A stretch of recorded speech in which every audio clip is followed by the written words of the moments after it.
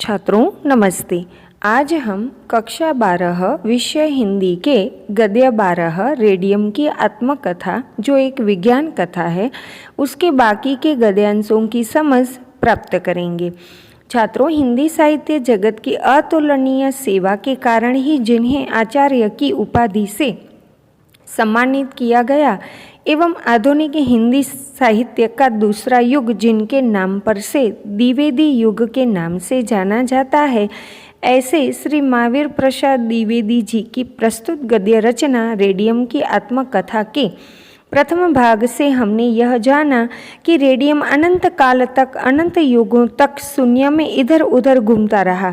बाद में रेडियम एक से दूसरा, दूसरे से तीसरा और तीसरे से चौथा आदि अनेक ब्रह्मांडों के चक्कर लगाते हुए एवं अनेक देशों की यात्रा करते हुए और उनके चक्कर लगाते हुए रेडियम उस अग्निकुंड में जा गिरा जो सिकुड़कर पृथ्वी बन गया।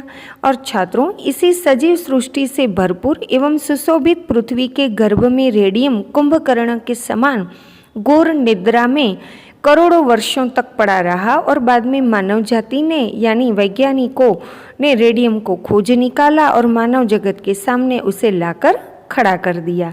छात्रों, इन्हीं सारी बातों की अर्थात रेडियम का पृथ्वी के गर्भ में अनंत काल तक निद्रा अवस्था में पड़ा रहना, वैज्ञानिकों के द्वारा उसका आविष्कार एवं रेडियम कैसे कहाँ से प्राप्त होता है तथा रेडियम का विज्ञान जगत में स्थान तथा पारस पत्थर से संलग्न कुछ बातें आदि मुद्दों की समझ आत्मकथनात्मक शैली में लिखी प्रस्तुत विज्ञान कथा से आज हम जानेंगे व समझेंगे। छात्रों, प्रस्तुत विज्ञान कथा के प्रथम पार्ट के अंत में हमने यह देखा कि रेडियम उस अग्निकुंड में जा गिरा जो आगे चलकर सिकुड़कर पृथ्वी बन गया। छात्रों, आगे अपने ही बारे में या पृथ्वी पर रेडियम कैसे आया और पृथ्वी पर आने के बाद उसका सफ़र कैसा रहा उसके बारे में बताते हुए रेडियम आत्मकथनात्मक शैली में कहता है, मैं पृथ्वी के यानी कि धरती के ऊपरी भाग पर, ऊपरी सतह पर रहना नहीं चाहता था। उसके पीछे की वजह यह थी कि अनंत काल तक, अनंत युगों एवं अनंत संसार की यात्रा करते करते मैं यानी कि छात्रों रेडियम बहुत थक गया था, उसे आराम करना था। अतः रेडियम पृथ्वी के नीचे की तह पर यानी कि पृथ्वी के गर्भ में सहचर यानी कि साथ साथ रहने वाला। छात्रों, रेडियम अपने सहचर अन्य नए यानी कि अन्य धातुओं के साथ पृथ्वी के गर्भ में कई वर्षों तक लेटा रहा, पड़ा रहा। अपनी इसी स्थिति में पड़े रहने के बारे में रेडियम बताते हुए कहता है कि घोर या गाढ़ निद्रा ने आकर मुझे घेर लिया और मैं यानी कि रेडियम कुंभकर्णी नींद में अर्थात कुंभकर्ण के समान सो जाना। छात्रों, रेडियम भी नींद में निमग्न हो गया। छात्रों, पूरी तरह डूबा हुआ अर्थात निमग्न। हालांकि रेडियम की नींद पृथ्वी के गर्भ में पूरी भी ना हुई थी कि अगली यात्रा के लिए, सफर के लिए उसे उठना पड़ा। आगे रेडियम किस प्रकार हम मानवों को प्राप्त हुआ या इस मानव जगत के सामने वह कैसे उपस्थित हुआ, इसके बारे में बताते हुए स्वयं रेडियम कहता है कि मैं इस हिरण्य गर्भ के पेट में कई करोड़ों, कई पद्म वर्षों से विद्यमान यानी मौजूद या हाजिर या उपस्थित था। छात्रों, यहाँ द्विवेदी जी ने जिस हिरण्य गर्भ शब्द का प्रयोग किया है इसका सर्वप्रथम उल्लेख ऋग्वेद में मिलता है। छात्रों, ऋग्वेद में हिरण्य गर्भ का अर्थ है ईश्वर। सामान्यतः हिरण्य गर्भ शब्द का प्रयोग है जीवात्मा या प्राणात्मा। हिरण्यगर्भ अर्थात छात्रों वह ज्योतिर्मय अंड जिससे ब्रह्मा और सारी सृष्टि की उत्पत्ति हुई है। तो करोड़ यानी कोटि। तो पद्म शब्द के तो अनेक अर्थ हैं, जैसे कमल का फूल, भगवान विष्णु का एक आयुध यानी कि हथियार, शरीर पर विद्यमान दाग या तिल, एक नदी का नाम भी पद्म है, कश्मीर के राजा या शासक का नाम भी इसी नाम से पड़ा है। तो हमारा एक पुराण भी पद्म पुराण पद्म के नाम से ही पड़ा है। आदि अनेक अर्थ हैं पद्म के, पर यहाँ हम पद्म का अर्थ करेंगे वैदिक काल गणना का एक नाम।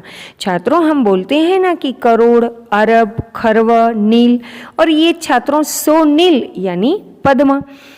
रेडियम छात्रों आगे कहता है कि ऐसे एक नहीं कई पद्म वर्षों तक रेडियम हिरण्य गर्भ के पेट में पड़ा रहा। यानी छात्रों आप सरलता से अनुमान लगा सकते हैं कि रेडियम कितने ही वर्षों तक पृथ्वी के गर्भ में पड़ा रहा होगा। शायद हम इसकी मौखिक गिनती भी नहीं कर सकते हैं। इतने वर्षों तक वह पृथ्वी के गर्भ में पड़ा रहा, सोता रहा। संसार के वैज्ञानिकों ने अभी कुछ दिन पहले यानी कि कुछ साल पहले ही रेडियम को खोज निकाला है। रेडियम संसार में अपनी उपस्थिति के बारे में बताते हुए हमें कहता है कि धरती का ऊपरी भाग आंधी पानी से कट कट कर समुद्र में डूबता गया और प्रबल शक्तियों के द्वारा यानी कि रेडियम धीरे धीरे पृथ्वी की ऊपरी सतह पर ऊपर की तरफ यानी कि पृथ्वी के बाहर निकलता गया। यहाँ प्रयुक्त शब्द छात्रों धरती यानी धरा, वसुंधरा, पृथ्वी आदि। तो ऊपरी का विलोम है अंदरूनी या आंतरिक। तो समुद्र यानी सागर या सिंधु और प्रबल अर्थात महाबलवान। छात्रों पद्म वर्षों तक यानी कि सैकड़ों वर्षों तक पृथ्वी के गर्भ में रहने के कारण रेडियम कि वहाँ मौजूदगी अनेक खनिज धातुओं से अर्थात खान या खदानों से उत्पन्न धातुओं से रेडियम की गहरी मित्रता हो गई थी। रेडियम इन धातु मित्रों के साथ एकदम घुल मिल गया था। इतना ही नहीं, रेडियम उनके सुख दुख में बराबर सहानुभूति रखता था। रेडियम का पृथ्वी के गर्भ में इस प्रकार कुंभकर्ण के समान घोर निद्रा में पड़ा रहना और उसकी अन्य खनिज धातुओं से गहरी मित्रता और उसके प्रति की रेडियम की सहानुभूति शायद हम मानवों से, वैज्ञानिकों से देखी न गई।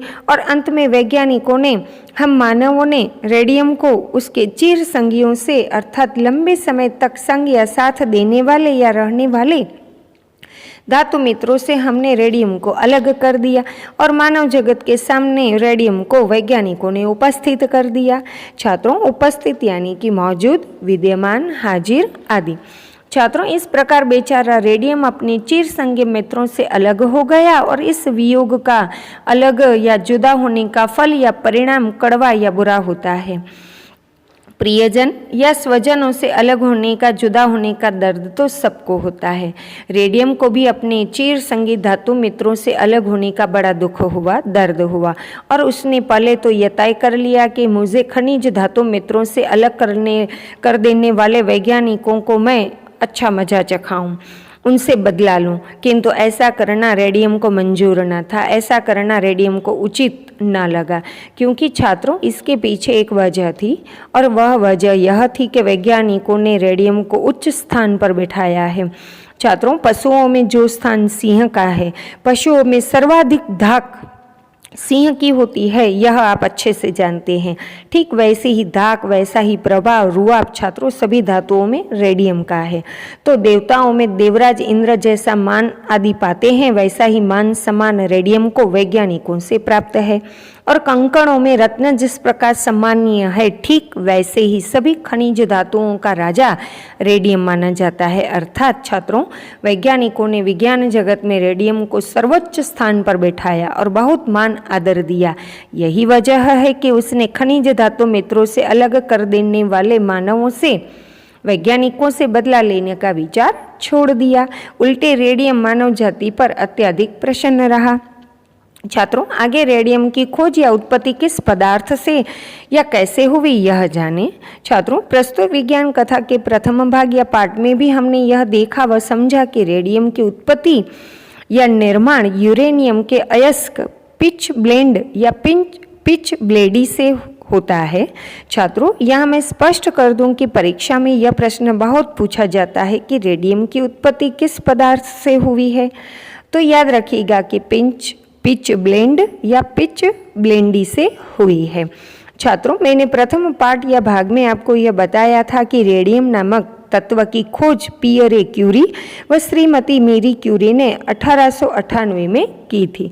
1902 में इसका विशुद्ध यौगिक बना और 1910 में रेडियम धातु का निर्माण हुआ।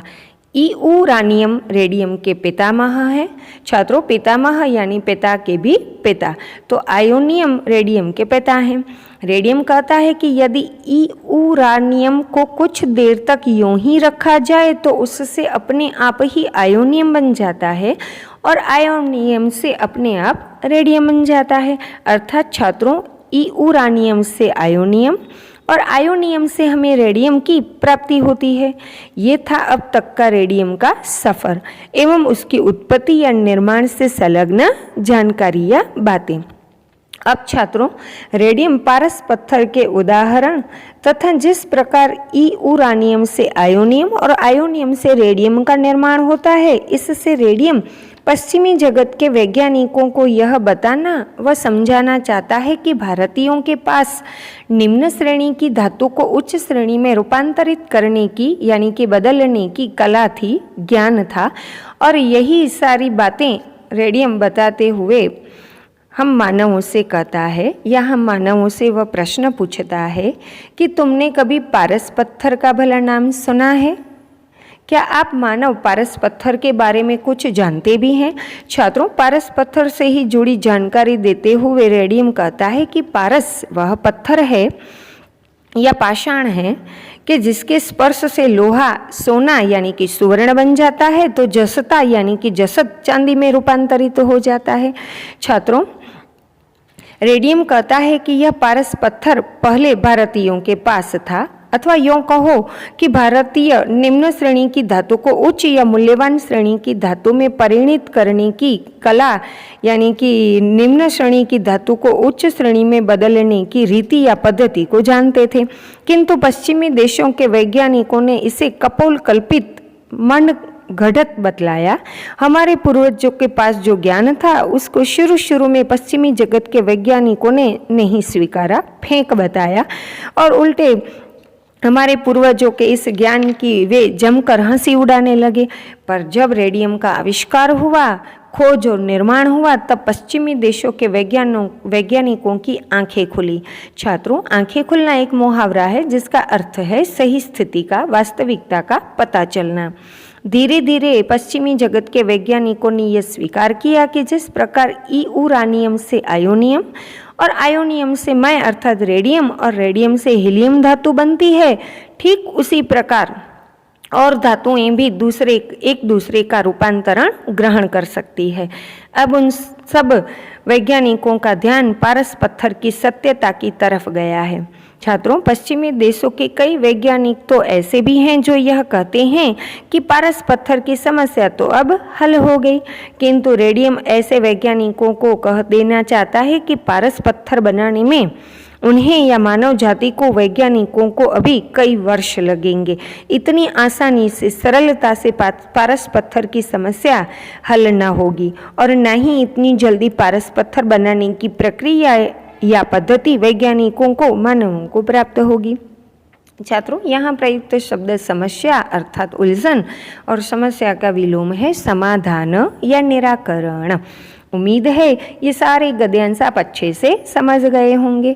छात्रों, अब रेडियम का मूल्य, उसकी उपयोगिता एवं उसके इस्तेमाल के समय कौन सी या किस प्रकार की सावधानी रखनी चाहिए, इससे जुड़ी हुई सारी बातें हम अगले ऑडियो से समझेंगे।